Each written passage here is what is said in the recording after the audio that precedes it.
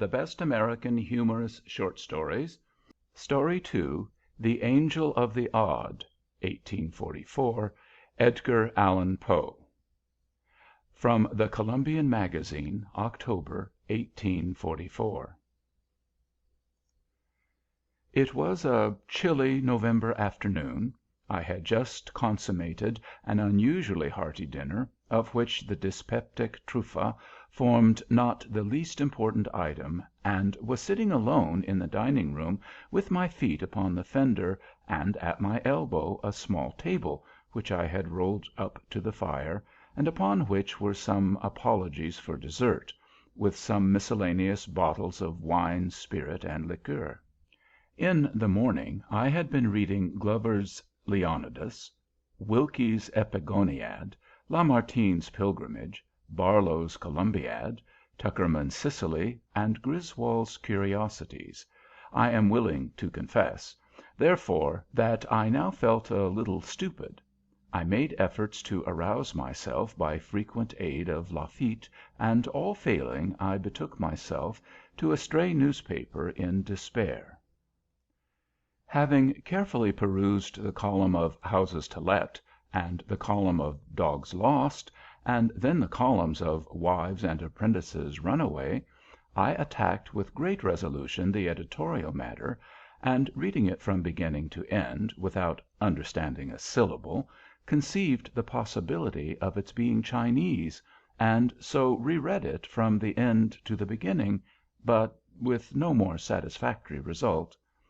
I was about throwing away in disgust this folio of 4 pages, happy work which not even critics criticize, when I felt my attention somewhat aroused by the paragraph which follows. The avenues to death are numerous and strange. A London paper mentions the decease of a person from a singular cause.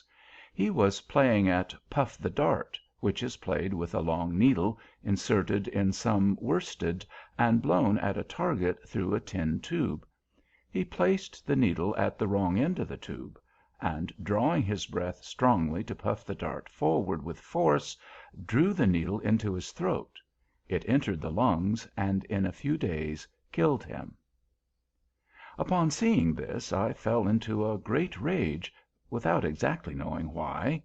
"This thing," I exclaimed, "is a contemptible falsehood, a poor hoax, the lees of the invention of some pitiable penny a liner, of some wretched concocter of accidents in cocaine.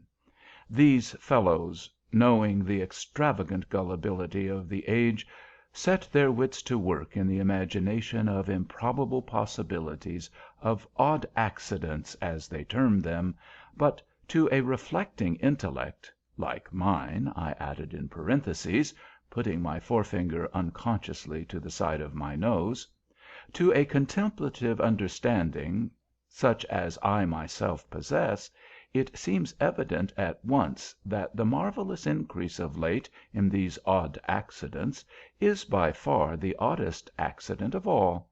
For my own part, I intend to believe nothing henceforward that has anything of the singular about it." "Mein Gott, den what a vool you been for dat!" replied one of the most remarkable voices I ever heard. At first I took it for a rumbling in my ears, such as a man sometimes experiences when getting very drunk, but upon second thought I considered the sound as more nearly resembling that which proceeds from an empty barrel beaten with a big stick. And in fact this I should have concluded it to be, but for the articulation of the syllables and words. I am by no means naturally nervous, and the very few glasses of Lafitte which I had sipped served to embolden me a little, so that I felt nothing of trepidation, but merely uplifted my eyes with a leisurely movement and looked carefully around the room for the intruder. I could not, however, perceive any one at all. "Humph!" resumed the voice, as I continued my survey. "You must pe so dronk as de pig‐pen for not zee me as I zit here at your zide." Hereupon I bethought me of looking immediately before my nose, and there, sure enough, confronting me at the table, sat a personage nondescript, although not altogether indescribable. His body was a wine pipe, or a rum puncheon, or something of that character, and had a truly Falstaffian air. In its nether extremity were inserted 2 kegs, which seemed to answer all the purposes of legs. For arms there dangled from the upper portion of the carcass 2 tolerably long bottles with the necks outward for hands. All the head that I saw the monster possessed of was one of those Hessian canteens which resemble a large snuff box with a hole in the middle of the lid. This canteen, with a funnel on its top like a cavalier cap slouched over the eyes, was set on edge upon the puncheon, with the hole toward myself, and through this hole, which seemed puckered up like the mouth of a very precise old maid, the creature was emitting certain rumbling and grumbling noises which he evidently intended for intelligible talk. "I zay," said he, "you must pe donkus de pig, vor zit there and not zee me he zit here, and I zay, do you most pe pigger fool as de goose for to dispelief vat is print in de print. 'Tis de truf, dat it is. Every vord of it." "Who are you, pray?" said I, with much dignity, although somewhat puzzled. "How did you get here, and what is it you are talking about?" "As for 'ow I come here," replied the figure, "dat is none of your pizness. And as for vat I be talking about, I be talk about vat I tink proper. And as for who I be, vy dat is de very ting I come here for to let you zee for yourself." "You are a drunken vagabond," said I, "and I shall ring the bell and order my footman to kick you into the street." "He, he, he!" said the fellow. "Ho, ho, ho, ho! Dot you can't do." "Can't do!" said I. "What do you mean? I can't do what?" "Ring de pell," he replied, attempting a grin with his little villainous mouth. Upon this I made an effort to get up in order to put my threat into execution, but the ruffian just reached across the table very deliberately, and, hitting me a tap on the forehead with the neck of one of the long bottles, knocked me back into the arm chair from which I had half arisen. I was utterly astounded, and for a moment was quite at a loss what to do. In the meantime he continued his talk. "You see," said he, "it is te best for zit still. And now you shall know who I pe. Look at me. See, I am te angel of de odd." "And odd enough, too," I ventured to reply. "But I was always under the impression an angel had wings." "Te wing!" he cried, highly incensed. "What I pe do mit de wing? Mein Gott, do you take me for a chicken?" "No, oh, no," I replied, much alarmed. "You are no chicken, certainly not." "Well, den, zit still and behabe yourself, or I'll rap you again mit me visit. It is te chicken op de wing, and de owl op de wing, and de imp op de wing, and de head teufel op de wing. Te angel op not de wing, and I am te angel op de odd." "And your business with me at present is—" "My pisness!" ejaculated the thing. "Vy, what a low-bred puppy you must pe for to ask a gentleman and an angel apout his pisness." This language was rather more than I could bear, even from an angel, so plucking up courage I seized a salt cellar which lay within reach and hurled it at the head of the intruder. Either he dodged, however, or my aim was inaccurate, for all I accomplished was the demolition of the crystal which protected the dial of the clock upon the mantelpiece. As for the angel, he evinced his sense of my assault by giving me 2 or 3 hard, consecutive raps upon the forehead as before. These reduced me at once to submission, and I am almost ashamed to confess that, Either through pain or vexation, there came a few tears into my eyes. "Mein Gott!" said the Angel of the Odd, apparently much softened at my distress. "Mein Gott! De man is either very drunk or very sorry. You must not drink it so strong. You must put de water in de wine. Here, drink dis, like a good veller, and don't cry now, don't." Hereupon the Angel of the Odd replenished my goblet, which was about a third full of port, with a colorless fluid that he poured from one of his hand bottles. I observed that these bottles had labels about their necks, and that these labels were inscribed Kirchenwasser. The considerate kindness of the Angel mollified me in no small measure, and, aided by the water with which he diluted my port more than once, I at length regained sufficient temper to listen to his very extraordinary discourse. I cannot pretend to recount all that he told me, but I gleaned from what he said that he was a genius who presided over the contretemps of mankind, and whose business it was to bring about the odd accidents which are continually astonishing the skeptic. Once or twice, upon my venturing to express my total incredulity in respect to his pretensions, he grew very angry indeed, so that at length I considered it the wiser policy to say nothing at all, and let him have his own way. He talked on, therefore, at great length, while I merely leaned back in my chair with my eyes shut, and amused myself with munching raisins and filliping the stems about the room. But by and by the Angel suddenly construed this behavior of mine into contempt. He arose in a terrible passion, slouched his funnel down over his eyes, swore a vast oath, uttered a threat of some character which I did not precisely comprehend, and finally made me a low bow and departed, wishing me, in the language of the Archbishop in Gil Bias, beaucoup de bonheur et un peu plus de bon sens. His departure afforded me relief. The very few glasses of Lafitte that I had sipped had the effect of rendering me drowsy, and I felt inclined to take a nap of some 15 or 20 minutes, as is my custom after dinner. At 6 I had an appointment of consequence, which it was quite indispensable that I should keep. The policy of insurance for my dwelling house had expired the day before, and some dispute having arisen, it was agreed that at 6 I should meet the board of directors of the company and settle the terms of a renewal.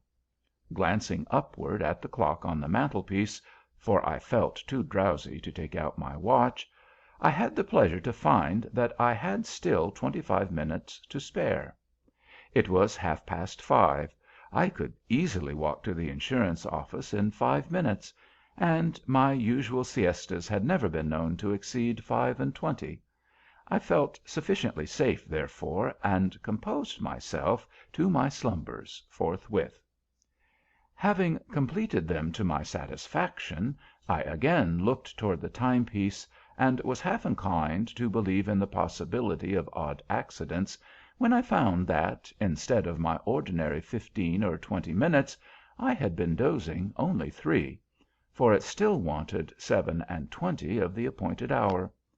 I betook myself again to my nap, and at length a second time awoke, when, to my utter amazement, it still wanted 27 minutes of 6. I jumped up to examine the clock, and found that it had ceased running.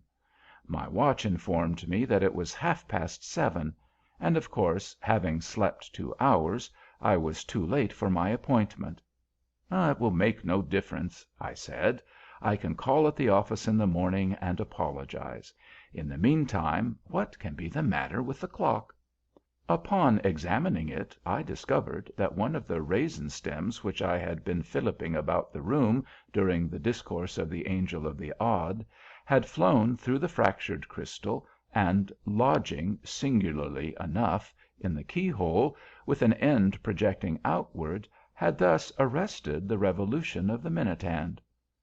"Ah!" said I. I see how it is. This thing speaks for itself, a natural accident, such as will happen now and then." I gave the matter no further consideration, and at my usual hour retired to bed.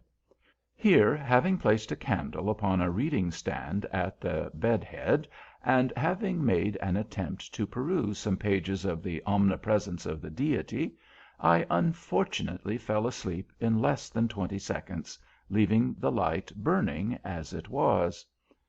My dreams were terrifically disturbed by visions of the Angel of the Odd.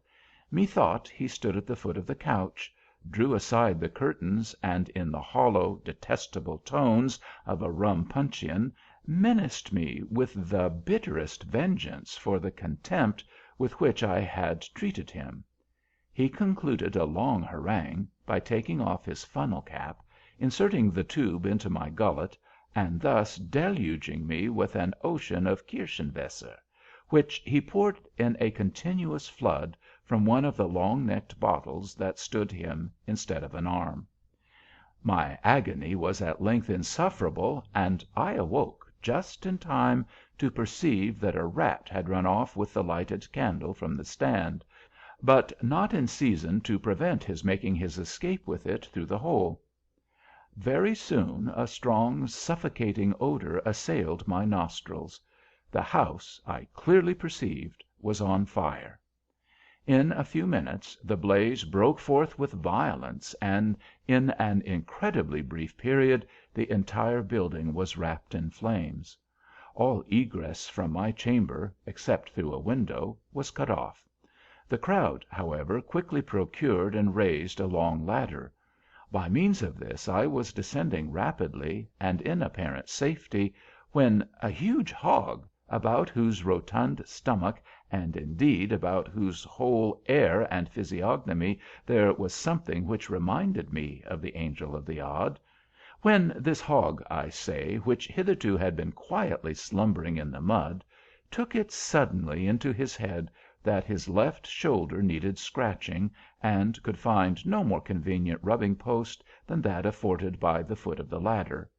In an instant I was precipitated, and had the misfortune to fracture my arm. This accident, with the loss of my insurance, and with the more serious loss of my hair, the whole of which had been singed off by the fire, predisposed me to serious impressions, so that finally I made up my mind to take a wife. There was a rich widow, disconsolate for the loss of her 7th husband, and to her wounded spirit I offered the balm of my vows. She yielded a reluctant consent to my prayers. I knelt at her feet in gratitude and adoration. She blushed and bowed her luxuriant tresses into close contact with those supplied me temporarily by Grandjean. I know not how the entanglement took place, but so it was. I arose with a shining pate, wigless; she in disdain and wrath, half buried in alien hair. Thus ended my hopes of the widow by an accident which could not have been anticipated, to be sure, but which the natural sequence of events had brought about. Without despairing, however, I undertook the siege of a less implacable heart. The fates were again propitious for a brief period, but again a trivial incident interfered. Meeting my betrothed in an avenue thronged with the elite of the city, I was hastening to greet her with one of my best considered bows, when a small particle of some foreign matter, lodging in the corner of my eye, rendered me for the moment completely blind. Before I could recover my sight, the lady of my love had disappeared, irreparably affronted at what she chose to consider my premeditated rudeness in passing her by ungreeted. While I stood bewildered at the suddenness of this accident, which might have happened, nevertheless, to any one under the sun, and while I still continued incapable of sight, I was accosted by the Angel of the Odd, who proffered me his aid with a civility which I had no reason to expect. He examined my disordered eye with much gentleness and skill, informed me that I had a drop in it, and, whatever a drop was, took it out, and afforded me relief. I now considered it high time to die, since fortune had so determined to persecute me, and accordingly made my way to the nearest river. Here, divesting myself of my clothes, for there is no reason why we cannot die as we were born, I threw myself headlong into the current, the sole witness of my fate being a solitary crow that had been seduced into the eating of brandy-saturated corn, and so had staggered away from his fellows. No sooner had I entered the water than this bird took it into his head to fly away with the most indispensable portion of my apparel. Postponing, therefore, for the present my suicidal design, I just slipped my nether extremities into the sleeves of my coat, and betook myself to a pursuit of the felon with all the nimbleness which the case required, and its circumstances would admit. But my evil destiny attended me still. As I ran at full speed, with my nose up in the atmosphere, and intent only upon the purloiner of my property, I suddenly perceived that my feet rested no longer upon terra firma. The fact is, I had thrown myself over a precipice, and should inevitably have been dashed to pieces but for my good fortune in grasping the end of a long guide rope, which depended from a passing balloon. As soon as I sufficiently recovered my senses to comprehend the terrific predicament in which I stood, or rather hung, I exerted all the power of my lungs to make that predicament known to the aeronaut overhead, but for a long time I exerted myself in vain. Either the fool could not, or the villain would not, perceive me. Meanwhile the machine rapidly soared, while my strength even more rapidly failed. I was soon upon the point of resigning myself to my fate, and dropping quietly into the sea, when my spirits were suddenly revived by hearing a hollow voice from above, which seemed to be lazily humming an opera air. Looking up, I perceived the Angel of the Odd. He was leaning, with his arms folded, over the rim of the car, and with a pipe in his mouth, at which he puffed leisurely, seeming to be upon excellent terms with himself and the universe. I was too much exhausted to speak, so I merely regarded him with an imploring air. For several minutes, although he looked me full in the face, he said nothing. At length, removing carefully his meerschaum from the right to the left corner of his mouth, he condescended to speak. "Who pe you?" he asked, "and what der Teufel you pe do dere?" To this piece of impudence, cruelty, and affectation I could reply only by ejaculating the monosyllable "Help!" "Help!" echoed the ruffian. "Not I. Der is de pottle. Help yourself, und be damned." With these words he let fall a heavy bottle of Kirschenwasser, which, dropping precisely upon the crown of my head, caused me to imagine that my brains were entirely knocked out. Impressed with this idea, I was about to relinquish my hold, and give up the ghost with a good grace, when I was arrested by the cry of the Angel, who bade me hold on. "Hold on!" he said. "Don't be in de hurry. Don't. Will you pe take de oder bottle, und have you pe got sober yet, and come to your senses?" I made haste hereupon to nod my head twice, once in the negative, meaning thereby that I would prefer not taking the other bottle at present, and once in the affirmative, intending thus to imply that I was sober and had positively come to my senses. By these means I somewhat softened the Angel. "Und you pelief ten," he inquired, "in de last? You pelief ten in de possibility of de odd?" I again nodded my head in assent. "Und you have belief in me, te angel of te odd?" I nodded again. "Und you acknowledge dat you pe te blind, drunk, und te fool?" I nodded once more. "Put your right hand into your left breeches pocket, den, in token of your full submission unto te angel of te odd." This thing, for very obvious reasons, I found it quite impossible to do. In the first place, my left arm had been broken in my fall from the ladder, and therefore had I let go my hold with the right hand, I must have let go altogether. In the second place, I could have no breeches until I came across the Crow. I was therefore obliged, much to my regret, to shake my head in the negative, intending thus to give the angel to understand that I found it inconvenient, just at that moment, to comply with his very reasonable demand. No sooner, however, had I ceased shaking my head than "Go to der Teufel, den!" roared the Angel of the Odd. In pronouncing these words, he drew a sharp knife across the guide rope by which I was suspended, and as we then happened to be precisely over my own house, which during my peregrinations had been handsomely rebuilt, it so occurred that I tumbled headlong down the ample chimney and alit upon the dining-room hearth. Upon coming to my senses, for the fall had very thoroughly stunned me, I found it about 4 o'clock in the morning. I lay outstretched where I had fallen from the balloon. My head grovelled in the ashes of an extinguished fire, while my feet reposed upon the wreck of a small table, overthrown, and amid the fragments of a miscellaneous dessert, intermingled with a newspaper, some broken glasses and shattered bottles, and an empty jug of the Schiedam Kirschenwasser. Thus avenged himself the Angel of the Odd.